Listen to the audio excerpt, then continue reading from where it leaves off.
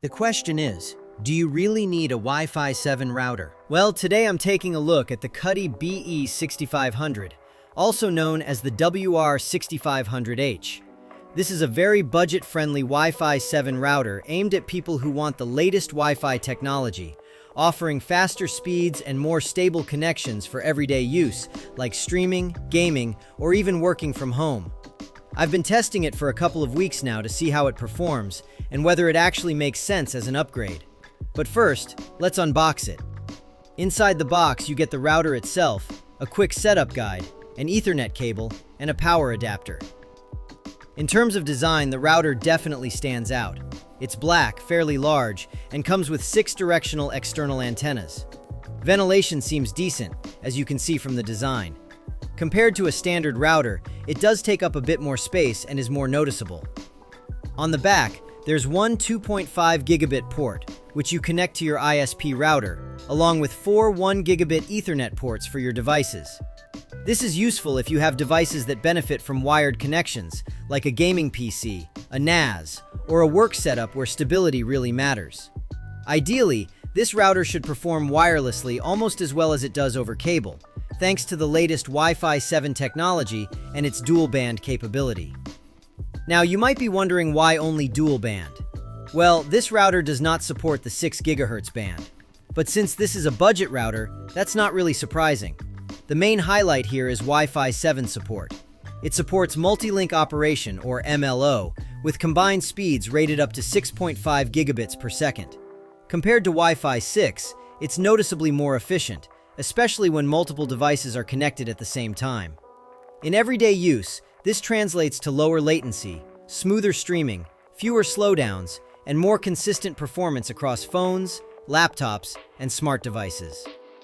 The setup process is straightforward and doesn't take much time. It's almost plug and play. Once you connect the cables and power on the device, it's ready to be configured through the Cudy app or a web browser. First, you choose the operation mode, which in our case is wireless router, because we want all the features this router offers. Next, you select your time zone and WAN mode, which was automatically detected for me. Then you can change the SSID and encryption for each radio band, and you're ready to go. At this point, the router can access the internet and communicate with all your devices. In the System Status tab, you'll find all the essential information about the network, such as connected devices, channels, and system details. In the General Settings tab, you have WAN and wireless settings, VPN options where you can set up a VPN directly on the router, captive portal options like the ones you see in airports or hospitals, and firmware update controls. A nice feature here is the Parental Control section, where you can set different types of limitations, add specific devices, and blacklist websites you want to keep your kids away from. In the Advanced Settings tab, there are plenty of additional options, including more advanced network settings like static routing and port forwarding. You also get security features such as firewall and filters, and finally, general system settings you'd expect from most routers.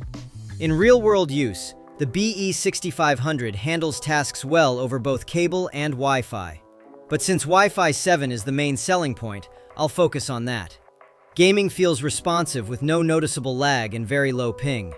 Internet browsing is also smooth with low latency, even though my internet connection itself isn't very fast.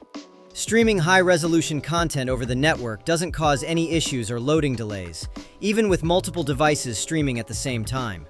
It feels reliable rather than flashy, which is honestly what most people want from a router. Even at longer distances, the signal remained consistent. Overall, the Cudy 6500 comes across as a solid budget Wi-Fi 7 option that focuses on practical performance and ease of use, basically plug and play. It also offers modern features, good wired connectivity, mesh support, and plenty of useful software tools without being overly complicated. As mentioned earlier, the main downside is the lack of a 6 GHz band, but that's very normal at this price point.